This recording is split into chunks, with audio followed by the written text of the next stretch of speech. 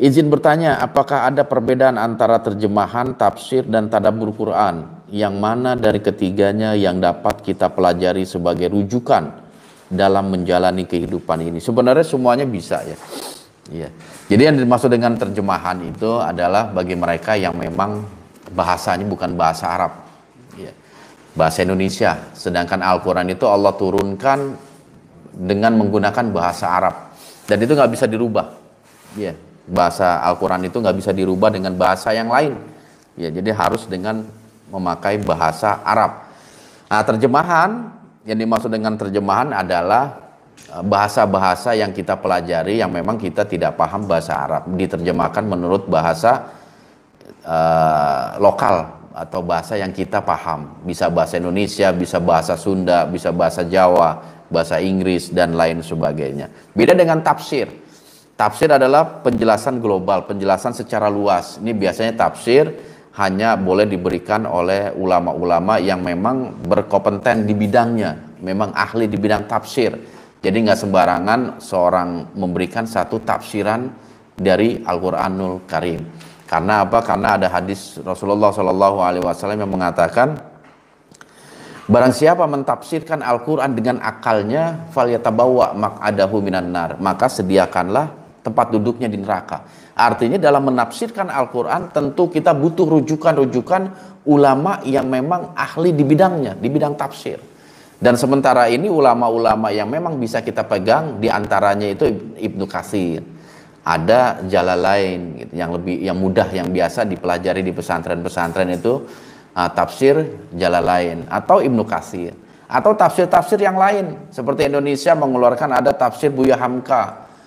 Ya, itu juga bisa kita pelajarin penjelas dari ayat-ayat suci Al-Quran yang Allah turunkan.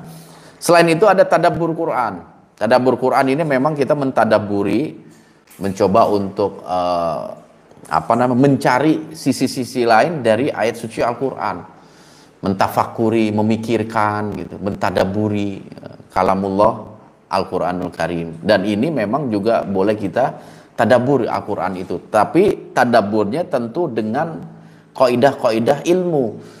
Ya, jangan tanpa dilandasi ilmu. Karena apa? Kita ketika mentadaburi Al-Quran tanpa landasan ilmu pun khawatirnya malah menyimpang di luar dari konteks Al-Quran itu sendiri gitu. Makanya semuanya bisa kita lakukan. Dan yang kita bisa pakai sebagai rujukan dalam menjalani hidup adalah semuanya ini bisa sebenarnya. Ya, semuanya bisa. Kita bangsa Indonesia tentu kita butuh terjemahan bahasa Indonesia.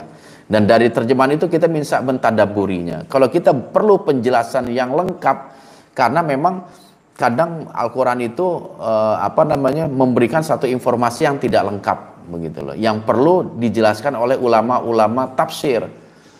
Misalnya begini, ada Al-Quran berbunyinya auzubillahi minasyaitonirrajim wal fajri walayalin ashr gitu. Demi waktu fajar dan malam yang 10. Tentu kita kalau membaca hanya terjemahan kita nggak paham apa sih ini maksud dengan malam yang ke-10 gitu. Atau ada misalnya di dalam surah Al-Kautsar, inna a'tainakal kautsar fasholli lirabbika wanhar inna syani'aka huwal abtar. Di ayat yang terakhir juga seperti itu.